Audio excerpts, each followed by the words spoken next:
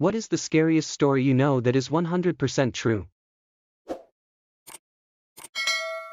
I would call it creepy more than scary, but my mom's friend had a small house and lived alone. She noticed weird things, a batch of soup depleting faster than usual, missing eggs, damp towels in the hamper when she hadn't used any, extra dishes in the dishwasher, etc. This went on for months. She thought she was just being forgetful. One day she heard some thumping around in her attic and went to investigate. She found some makeshift living quarters, small radio, hot plate, sleeping bag, pillow, food wrappers, etc. She called the cops who came to keep an eye on the place. They ended up catching a homeless man climbing a tree, trying to sneak into her attic window. He had been doing this almost daily. He would wait for her to go to work, then go downstairs and help himself to food and amenities. The funny part about this story is they got to know each other throughout the ordeal, and the guy was actually very respectful, just down on his luck. She didn't press charges, instead, let him move in, helped him get a job, and he lived in the attic until he got back on his feet. Creepy shit with a happy ending. My mom was driving, and a guy ran out in the road, so she stopped so she couldn't hit him. It was nighttime, so it was pretty dark out, and 3 other men emerged from the forest around, all trying to use the door handles of her car to get in. She locked them luckily, and gassed it to the nearest town. Remember to always lock your car after you start it, because if it wasn't unlocked who knows what would have happened to her. Nyshaber train disaster is something that reminds me how death can come at any moment. A train with 51 wagons of sulfur, fertilizer, petrol and cotton wool somehow broke loose and rolled down the track about 20 kilometers until it derailed in the town of Khayyam, Iran. There were no humans on board.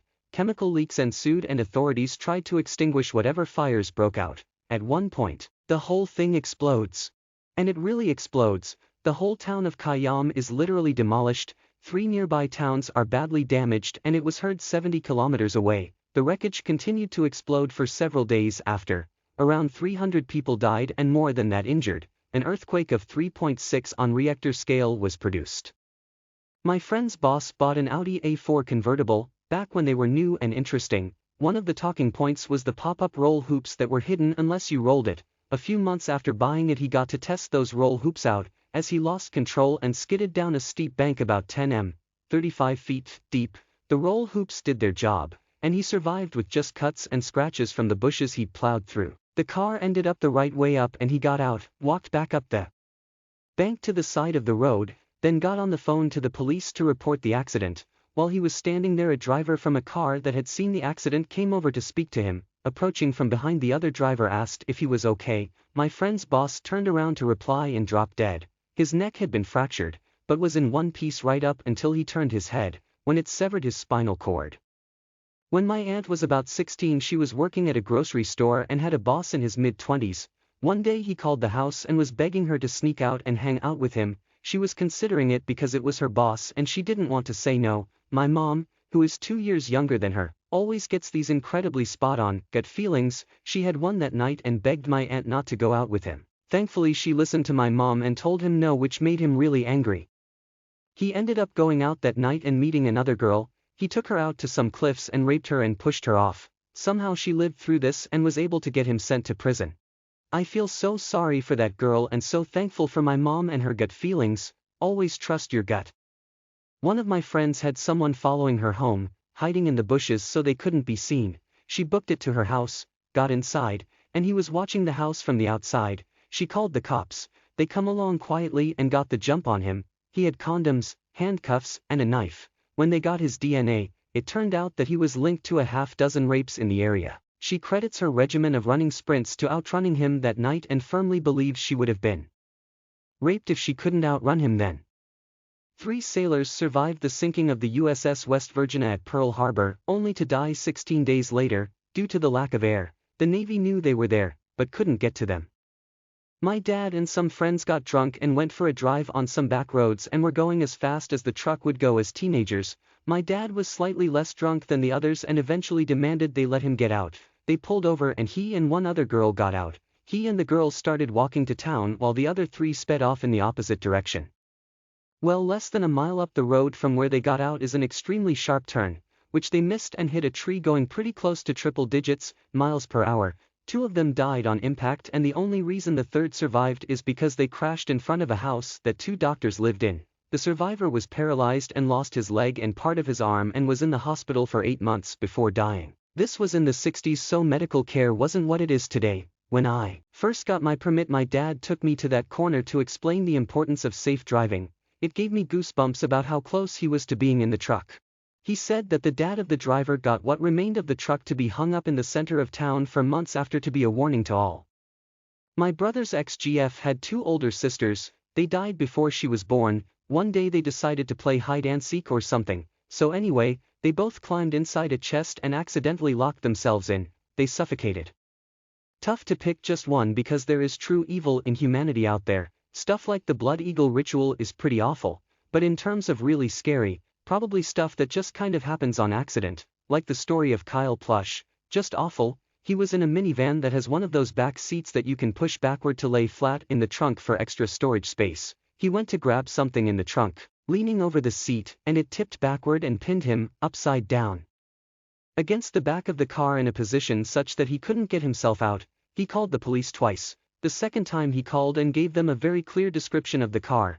Plush called 911 again at around 3:35 p.m. Police said this time he provided a description of the vehicle as he desperately pleaded for help but couldn't hear the dispatcher. Isaac said the information didn't get relayed to officers at the scene. This is not a joke, the teen said over 9/11, I'm almost dead. He asked the dispatcher to tell my mom I love her if I die. Just a horrible, random accident that could have happened to anybody. This kid didn't go looking for trouble, like he didn't try and go down a chimney or go caving like other people who have gotten stuck and suffocated. He was just reaching for something in his trunk, got pinned, and then was not found in time. Nightmarish for the kid and his family. There was a woman who worked in a science lab who spilled 2 drops of organic mercury on the back of her gloved hand. Those 2 drops destroyed her entire nervous system and brain.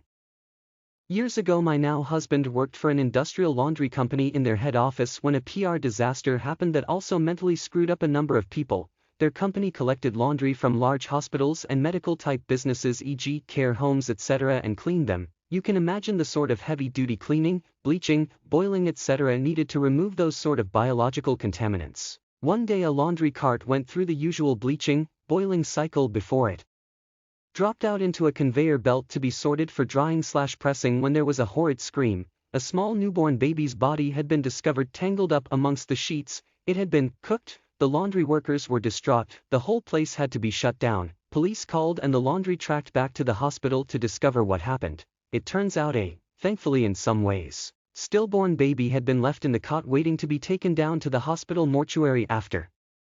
The parents had said their goodbyes and covered it with a blanket, but somehow one of the nurses hadn't realized, just on shift was the best guess, so just grabbed up all the linen out the cot and off the bed in the delivery room with the body bundled inside and emptied it into the laundry hamper/trolley thing. The other nurses/parents assumed the baby had been collected by the mortuary to be stored awaiting their funeral decisions. The laundry was found not to be to blame, but the parents were devastated and the hospital took a lot of flack. The poor laundry workers who discovered the body ended up being given counseling before eventually quitting. The laundry did amend its practice to individually emptying each laundry hamper into the industrial machines instead of just tipping them in to stop anything like that happening again. Edit. Just found it in the newspaper. Turns out I misremembered the how of getting into the laundry basket slightly wrong. On September 20, 1987 in Bellingham, Washington, a Georgia Pacific paper mill worker was sent to inspect a heat exchanger system in the steam plant. Inside the base of the stack, he spotted a charred skeleton. To this day, no one is certain who the victim was, how they wound up in such a horrible place, nor why. I remember this poor kid who went missing while I was at Purdue. He was trying to come home to his dorm after a party and either wasn't able to get into the building or perhaps wanted to bypass the check-in desk. Just a guess based on my experience as a student there, since he had been drinking. He entered the building through a door to an electrical closet that should have been locked and was electrocuted and killed that night. He was last seen January 13 and the body was discovered March 19 after reports of foul odors at the dorm. Edit. The body was found at Owen Hall, year 2007. I remember talking with friends about theories of what happened when he went missing, how terrifying it must have been to find out there was a dead body in your dorm for months. Guy goes into a small building and dies. Later, investigator shows up and sees the body, calls 911 and then dies. Paramedics show up to help them, then die. The reason, oxygen levels at head height were normal. oxygen levels went bent over was basically zero. Bending over in this room killed 4 people by asphyxiation. Edit, they could breathe. The air they were breathing contained no oxygen. The human body can't tell the difference. My wife arrived at her parents' house that she was currently living in due to health issues of her father's. She got into the house, no one else was there at the time, and instead of going further in, stopped in the first room that held the computers, which was right by the door. She went into the room and was messing around on the internet when one of the cats came into the room. Her cat, to be precise. Well, this cat was super laid back.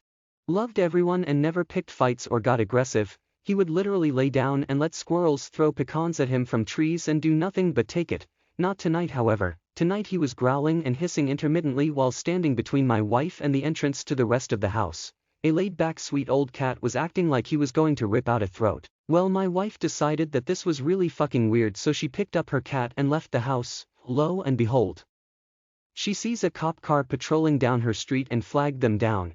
She explained the situation and they demanded, that she stay in their cruiser while they both checked it out. Turns out they found the back door wide open. Super bad. Her parents and her never leave the door unlocked, much less open. She came to find out later from those cops that they were hunting down a serial rapist that had been spotted in the area, and that was why they were rolling down a safe, normally residential street. Super spooky. Life pro tip, always trust the cat. Happened to me, have posted about it before. I was around 11 years old and I woke up in the middle of the night to a man straddled on top of me with his hand over my mouth and nose. He told me to roll over and not scream. I rolled onto the floor and tried to scream bloody murder. I say tried cause when you are truly terrified it can take a second to find your voice. My mom heard me screaming and came in and fought with the guy. He was at least 6 foot, she was 5 feet 3 inches, and scared him enough with the fighting and screaming that he took off out the window he had come in through. Never did catch him.